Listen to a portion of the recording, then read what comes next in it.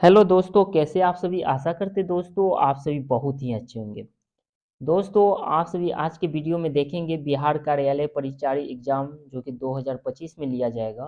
तो BSSC office attendant exam में हिंदी के दोस्तों ऐसे ही प्रश्न आपके एग्जाम में पूछे जाएंगे। ऐसे ही सिलेक्टेड प्रश्न इस वीडियो में हम लेकर आए हैं और आप इस वीडियो में टॉप 30 प्रश्न हिंदी के देखेंगे, तो वीडियो को पूरा देखिएगा। और ये प्रैक्टिस सेट दोस्तों मेरा 1 है, ठीक है। नेक्स्ट वीडियो आप सभी को मिलते रहेगा। अगर चैनल को पहली बार विजिट किए हैं तो चैनल को करना क्या है, सब्सक्राइब करके बेल आइकन प्रेस करना है, ताकि हर वीडियो की नोटिफिकेशन आप सभी को सही समय मिलते रहे और आप सभी की तैयारी बेहतरीन हो सके। तो इस चैनल को सब्सक्राइब जरूर कीजिएगा दोस्तों। तो चलिए दोस्तों, बिना टाइम वेस्ट करते हुए वीडियो को स्टार्ट करते हैं और आज का ये पहला सवाल है इस वीडियो का। तो देखिए दोस्तों, 30 प्रश्न आप इस वीडियो में देखेंगे, तो पूरा सवाल देखिएगा।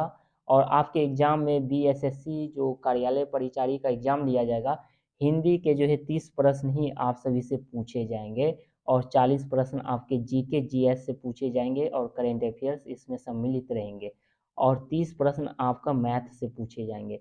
तो चलिए, आप सभी को मैथ का भी जो है वीडियो जरूर मिलेगा और जीके जीएस का भी मिलेगा और ये हिंदी का भी जरूर मिलते रहेगा। तो चैनल को करना क्या है, सब्सक्राइब करके बेल आइकन प्रेस कर लेना है, ताकि आपसे कोई भी वीडियो मिस नहीं हो, आप सारा वीडियो को देखें और अपनी तैयारी अच्छा लेवल का कर सके। तो चलिए दोस्तों, आज का ये पहला प्रश्न है हमारा। अलंकार के कितने भेद होते हैं? 2 होते हैं, 3 होते हैं, 4 होते हैं या 5 होते हैं? तो दोस्तों, अलंकार के 3 भेद होते हैं। कितने भेद होते हैं? 3 भेद। चलिए, अगला प्रश्न है हमारा। निम्नलिखित में कौन सा शब्द तत्सम है? देखिए दोस्तों, आप सभी के एग्जाम में तत्सम और तद्भव से भी सवाल पूछे जाएंगे। सबसे पहले दोस्तों, हम तत्सम को समझने का प्रयास करते हैं और आप सभी को समझाने का प्रयास करते हैं, ताकि आपके एग्जाम में एक भी प्रश्न जो है छूटे नहीं। तो देखिए दोस्तों, तत्सम हम उसे कहते हैं, ध्यान से सुनिएगा, संस्कृत के वे शब्द जो अपना रूप बदले बिना मूल रूप हिंदी में आ गए हो, उसे हम तत्सम कहते हैं, ठीक है। अब तद्भव को समझिएगा, तद्भव क्या है। तो देखिए दोस्तों, तद्भव संस्कृत के ऐसे शब्द जो रूप बदलकर हिंदी में आ गए, उन्हें हम तद्भव कहते हैं, ठीक है। अगर दोस्तों आप तत्सम और तद्भव को सही से समझ लीजिएगा, तो आपके एग्जाम में एक भी जो है प्रश्न नहीं छूटेंगे। इसलिए आपको समझना जरूरी है, ठीक है। तो चलिए, यहाँ आपसे प्रश्न में पूछा गया है कि निम्नलिखित में से कौन सा शब्द जो है तत्सम है। बरात दिया गया है ऑप्शन में, वर्षा दिया गया, हाथी है, आंसू है। तो दोस्तों, आपका जो तत्सम शब्द इसमें है ये है वर्षा हो जाएगा। क्या हो जाएगा? वर्षा शब्द जो है तत्सम है, ठीक है। नेक्स्ट सवाल को देखेंगे। नेक्स्ट सवाल है हमारा, शिवालय में कौन सा समाज है? ठीक है। तत्पुरुष है, द्विगु है, बहुव्रीहि है या अव्ययी भाव समाज है? तो इसमें दोस्तों आपका जो हो जाएगा तत्पुरुष समाज हो जाएगा। क्या हो जाएगा? शिवालय में कौन सा समाज है? तो तत्पुरुष समाज है, ठीक है। चलिए, अगला प्रश्न को देखते हैं। अगला प्रश्न है 4 नंबर का हमारा सवाल है दोस्तों, देश प्रेम में कौन सा समाज है? तत्पुरुष है, द्विगु है, बहुव्रीहि है या अव्ययी भाव समाज है? तो इसमें आपका जो हो जाएगा दोस्तों तत्पुरुष समाज ही होगा। क्या होगा? देश प्रेम में भी कौन सा समाज लगता है? तो तत्पुरुष समाज लगता है, ठीक है। अगला सवाल देखते हैं। अगला सवाल है दोस्तों, तालव्य ध्वनियाँ कौन सी हैं? इसमें आपको तालव्य ध्वनियाँ जो है कौन सी है वो चुनना है। चौ है या छौ है, जौ, झौ, ट, ड या इनमें से कोई नहीं है। तो इनमें से एक से अधिक है, ठीक है। क्योंकि देखिए दोस्तों, तालव्य च, छ तालव से ही उच्चारण हो रहा है, ज, झ ये भी तालव से ही हो रहा है, ट, ड तो तालव ट, ड भी हो रहा है ना। तो इसलिए आपका इनमें से एक से अधिक हो जाएगा, ये तीनों का उच्चारण तालव से हो रहा है, ठीक है। चलिए, नेक्स्ट सवाल की ओर देखते हैं। इससे पहले दोस्तों मुख्य बातें आप सभी को बता दें। अगर आप बिहार एसआई का फॉर्म भरे हैं या बिहार एसएससी इंटर लेवल का या सचिवालय का, ठीक है, बिहार एसएससी जो कि ग्रेजुएट लेवल का निकाला गया था, और साथ में आपका जो है ऑफिस अटेंडेंट की भर्ती निकाली गई है। अगर आप इन तीनों चारों फॉर्म को भरे हैं तो आप सभी ये 2000 ब्रह्मास्त्र को परचेज कर लें, क्योंकि दोस्तों ये 2000 जो ब्रह्मास्त्र है, 2000 ऐसे प्रश्न लिए गए हैं जो कि एग्जाम के दृष्टिकोण से बहुत ही महत्वपूर्ण सवाल है। अगर आप इसे मात्र 80 रुपया में आपको परचेस करना है, ओनली 80 रुपया में आप इसे परचेस कर लेते हैं, तो आराम से आप किसी भी एग्ज़ाम में बैठिए, चाहे वो बिहार एसआई का हो, बिहार एसएससी का कोई भी एग्ज़ाम हो, आप उसे आराम से दोस्तों क्लियर कर पाएंगे। उसे आप एक ही बार में क्रैक कर जाइएगा। तो इस 2000 ब्रह्मास्त्र को मात्र 80 रुपया में खरीद कर अपने लाइफ को आप बना सकते हैं, आप एक सरकारी जॉब प्राप्त कर सकते हैं। क्योंकि दोस्तों इस 2000 ब्रह्मास्त्र के अंदर ऐसे ऐसे सवाल हमने लिया है जो कि किसी न किसी कम्पिटिटिव एग्ज़ाम में पूछा गया है, और आने वाले जो है हर एग्ज़ाम में इस तरह के सवाल पूछे ही जाएंगे।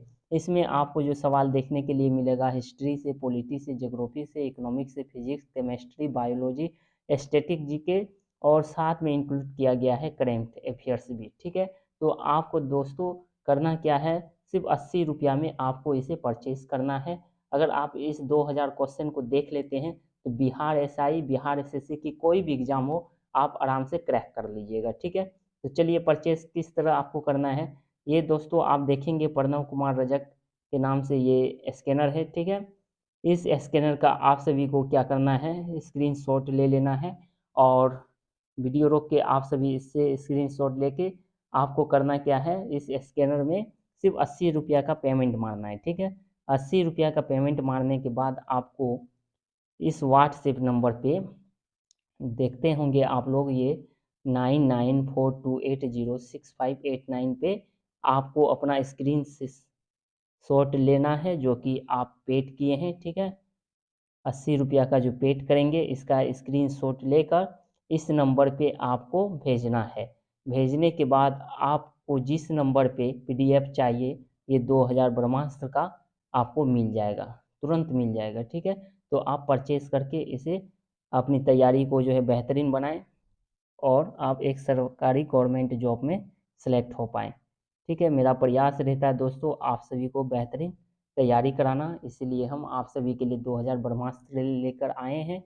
आप सभी इसे ज़रूर परचेस करें, 80 रुपया में सिर्फ आप सभी कर सकते हैं।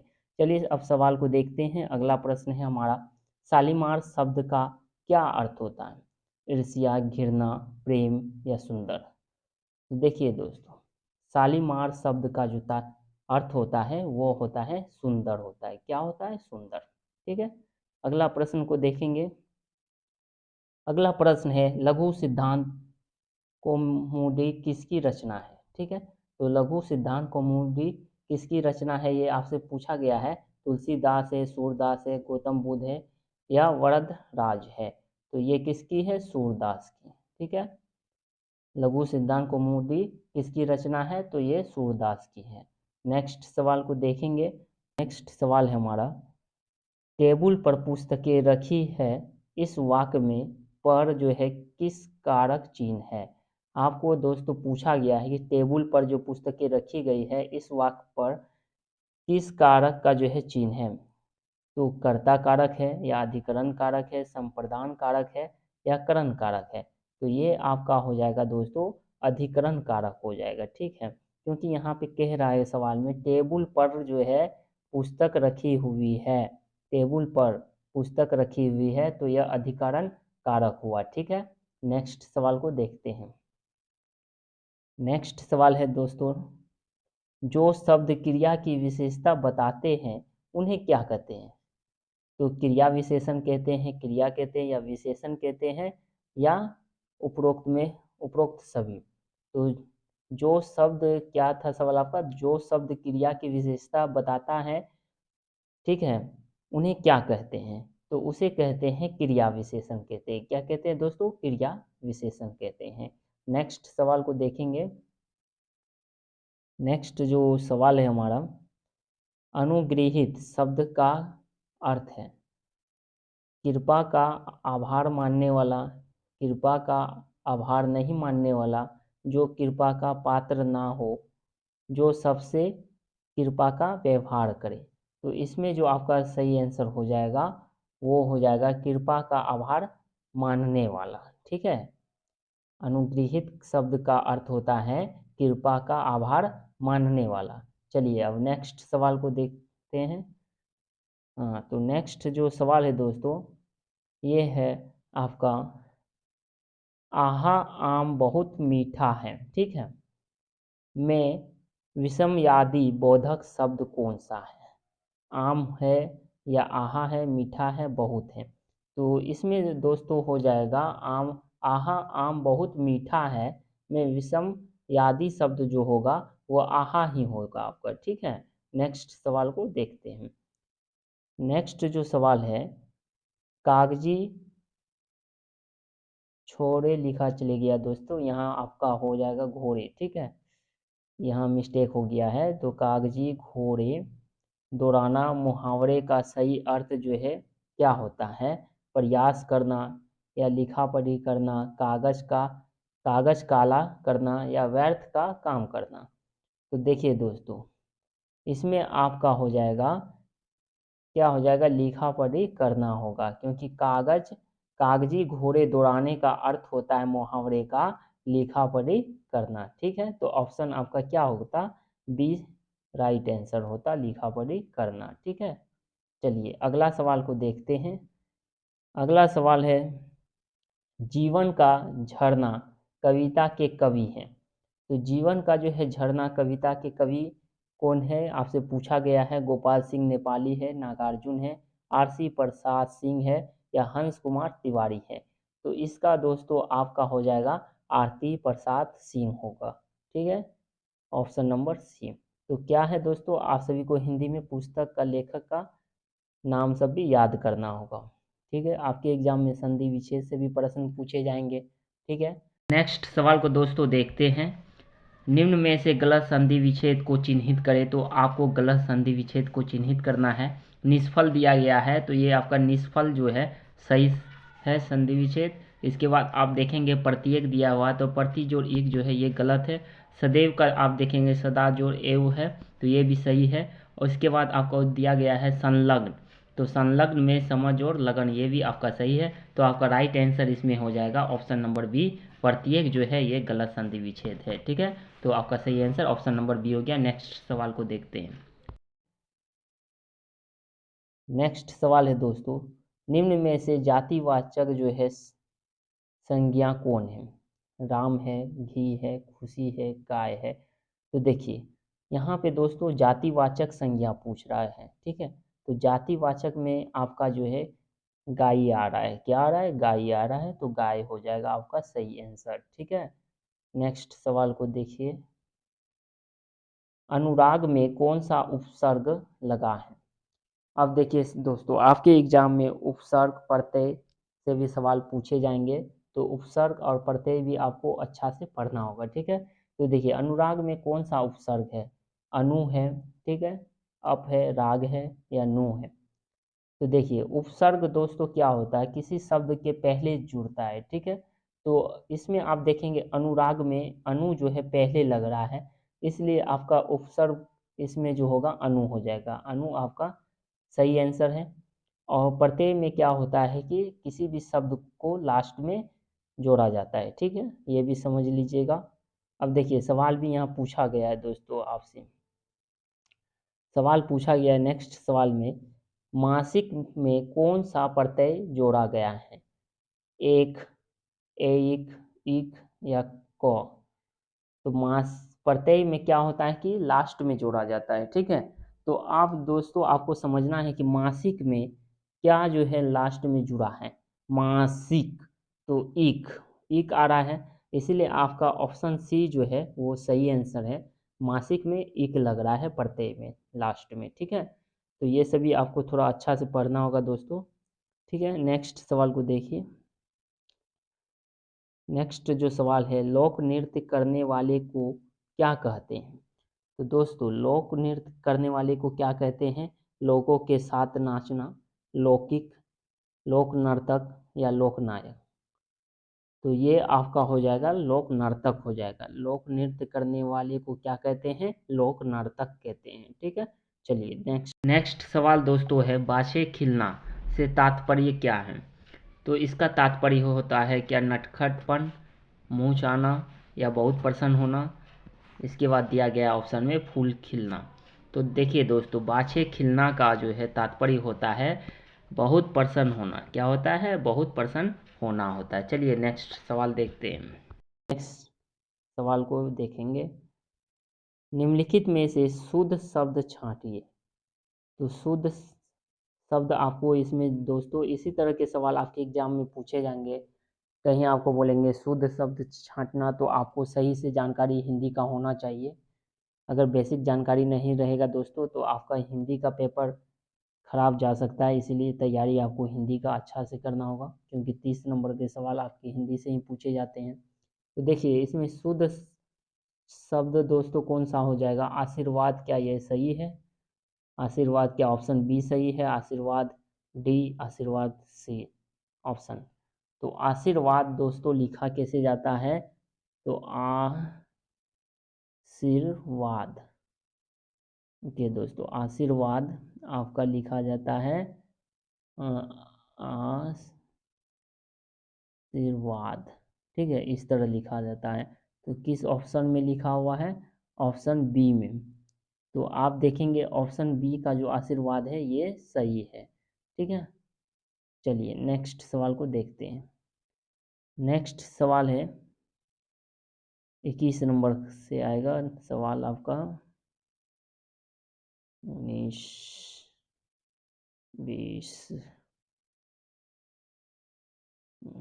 अच्छा, ये सवाल लग रहा है 20, 21। हाँ, 21 नंबर से आपका सवाल है, शेर का पर्यायवाची शब्द छांटिए। बाघ दिया गया है, चीता है, सिंह है, केसरी है। तो दोस्तों शेर का पर्यायवाची शब्द जो है क्या होगा? ये आपका हो जाएगा केसरी हो जाएगा। क्या हो जाएगा? केसरी। बाघ का पर्यायवाची शब्द होता है केसरी। ठीक है, नेक्स्ट सवाल को देखिए, बीरबल अपने किस गुण से के कारण प्रसिद्ध थे?